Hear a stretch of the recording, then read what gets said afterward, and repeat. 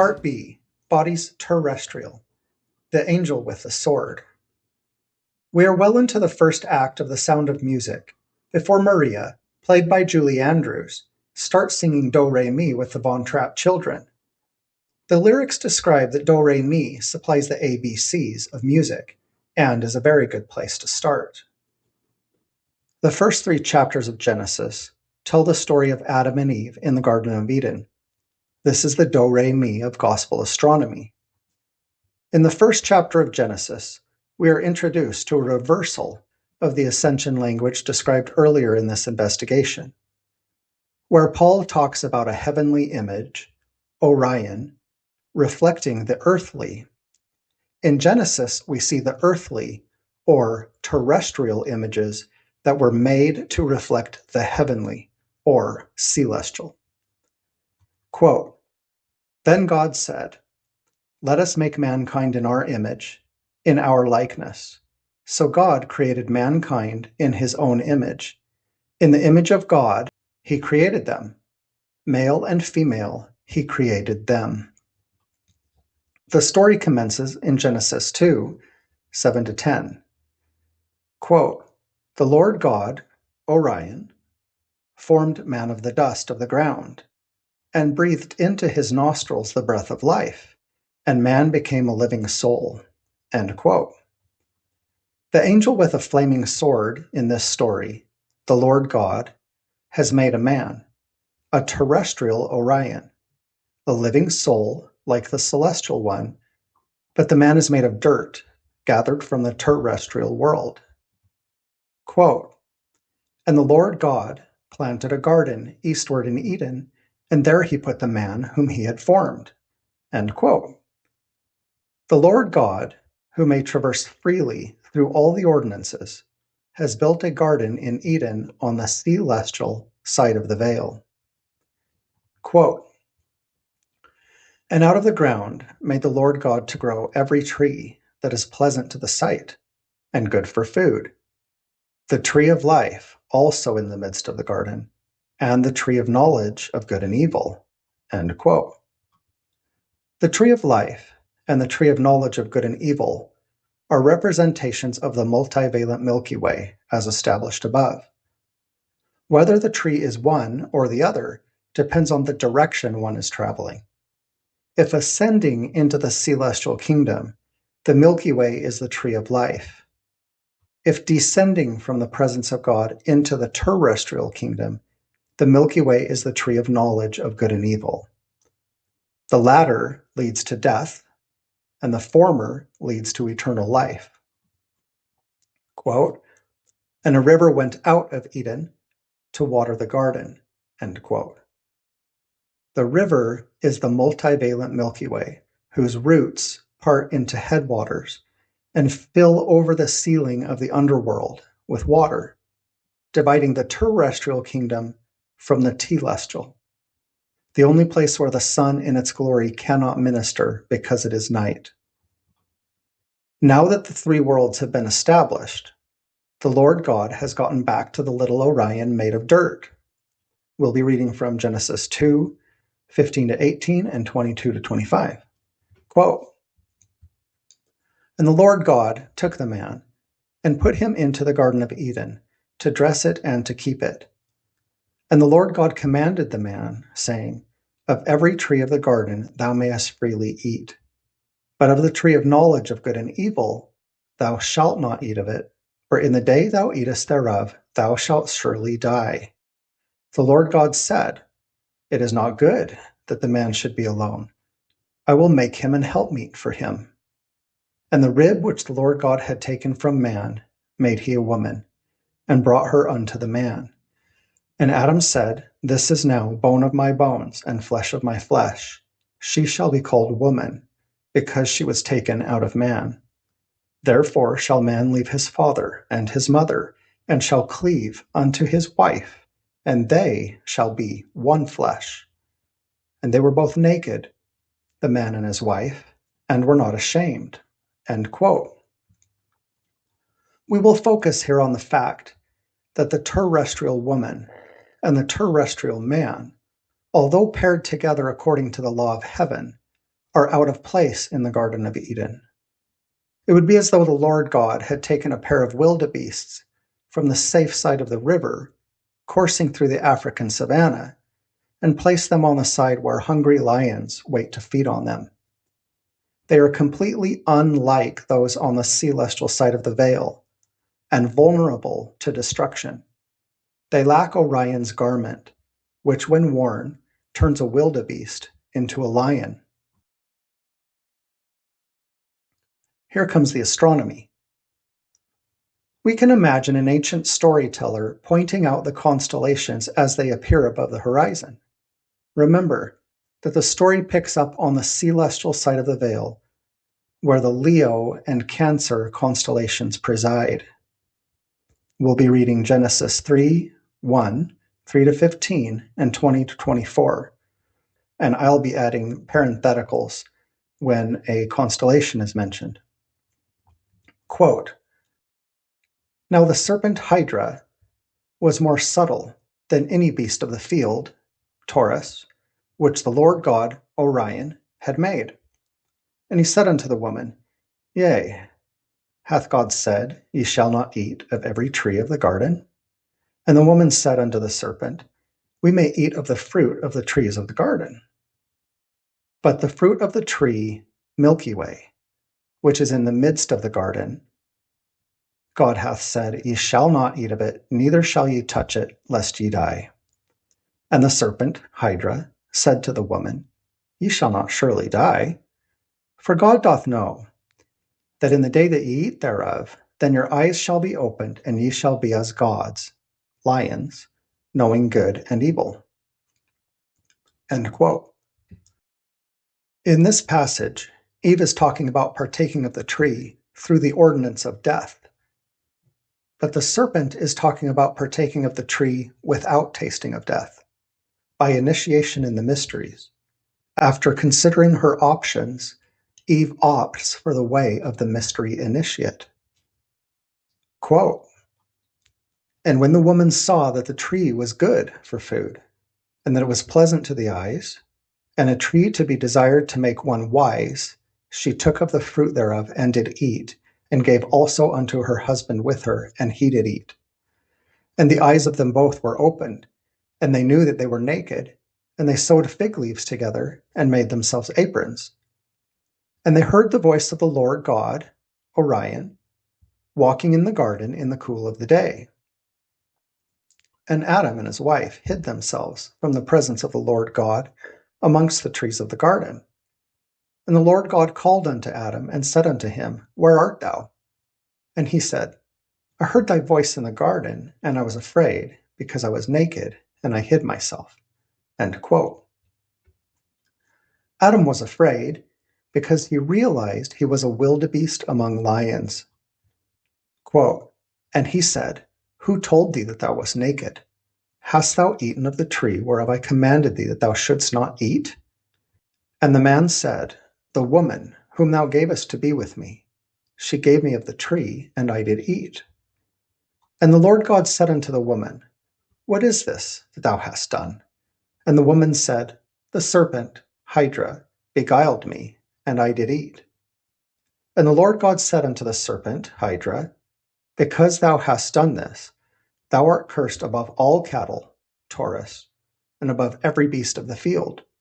Upon thy belly shalt thou go, and dust shalt thou eat all the days of thy life.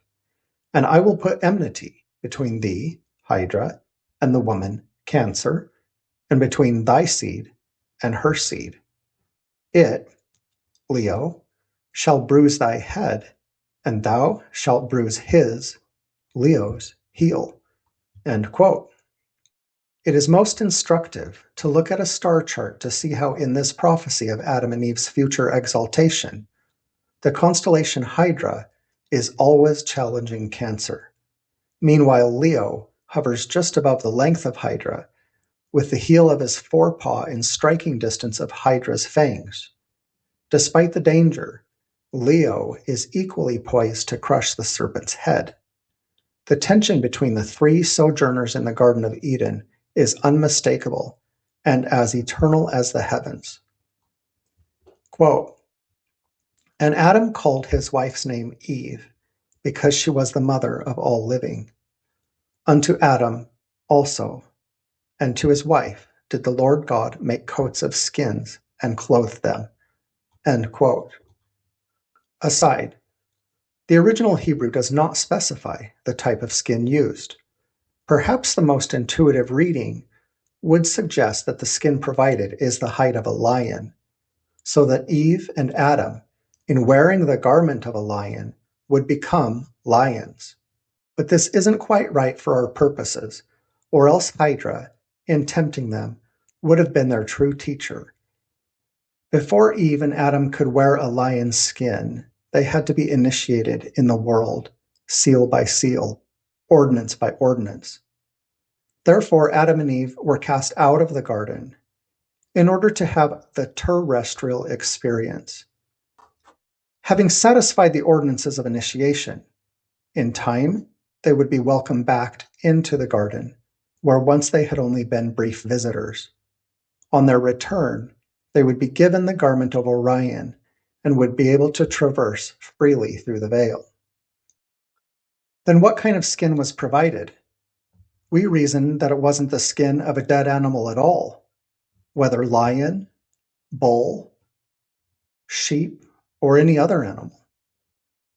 Symbolic references to the Nehushtan, the bronze serpent raised by Moses, and mentioned in certain apocryphal works, suggest the existence of two wisdom serpents in the Garden of Eden, one representing Christ, and the other a Luciferian serpent imitating him. This duality is posited as the reason Hydra was so alluring to Eve, presenting itself as the serpent deity within Eden. The regenerative serpent traditionally symbolizes the state of vulnerability that precedes a transformation into increased creative potential. Historically, prior to its association with deception, the numerous serpent constellations, many of which populate the celestial kingdom, were understood to embody balanced dualities, particularly during acts of creation. In this context, the Garden of Eden, teeming with creative possibility, served as a juncture between two states of being, populated by celestial serpents anticipating physical renewal. These beings awaited regeneration through the acquisition of a new body, or, more precisely, a new skin. As referenced in Doctrine and Covenants 88:28, quote, "They who are of a celestial spirit shall receive the same body, which was a natural body. Even ye shall receive your bodies, and your glory shall be that glory by which your bodies are quickened." End quote. When a snake sheds its skin for a new one, the newly exposed skin is tender and translucent and highly sensitized to temperature and pain. The serpent, or seraph, in Eden is totally naked and assailable, such as the vulnerability characteristic of Eve and Adam. The story of the Garden of Eden in Genesis features two celestial snakes representing the lie and the truth. The liar was the assailant in the tree who came tempting Eve to eat of its fruit. This deceiver imitated the Christ, the original wisdom serpent, who represented regenerative creation out of sacrifice. After the first serpent opened Adam and Eve's eyes through deceit, the Redeemer offered them coats of skins. The skins were not the hides of dead animals, as is often assumed, but a cloak of the most precious and luminous material in Eden, a lattice work woven by God, the shed skin of the true serpent. Quote, "Unto Adam and also to his wife did the Lord God make coats of skins and clothe them. And the Lord God said, Behold, the man is become as one of us, to know good and evil." End quote. In clothing their nakedness, the skin was more than a shield against immodesty and to protect them from the elements. The snake skin garment, which was shed for them, conveyed the sacred ordinance of clothing their resurrected spirit in a new body, a celestial body. Jesus of Nazareth's very life represented the supreme archetypal serpent, shedding not just his skin, as he had repeatedly done prior, as symbolized in the death and rebirth of the sun from zodiacal age to zodiacal age, but now his flesh and blood as well, to put the human race on the path to exaltation. Quote, "The Word became flesh to make us partakers of the divine nature. For this is why the Word became man, and the Son of God became the Son of Man, so that man, by entering into communion with the Word, and thus receiving divine sonship, might become a son of God.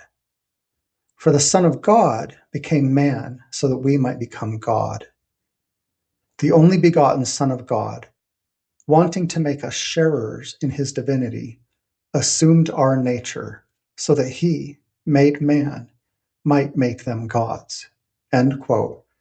From the Catechism of the Catholic Church, paragraph 460. Astronomical justification for this conjecture is supplied by the constellation Cygnus, a magnificent sign that represents the fiery flying serpent fastened to a cross. The Cygnus constellation is fastened right in the crook of the tree of life, where the boughs spread. When the Garden of Eden scene is manifest above the eastern horizon, Cygnus stands on the western horizon, like a cross planted in the ground at the gate to Hades, as a constant reminder of the sacrifice of the Son of God, as a lost but elemental part of the story.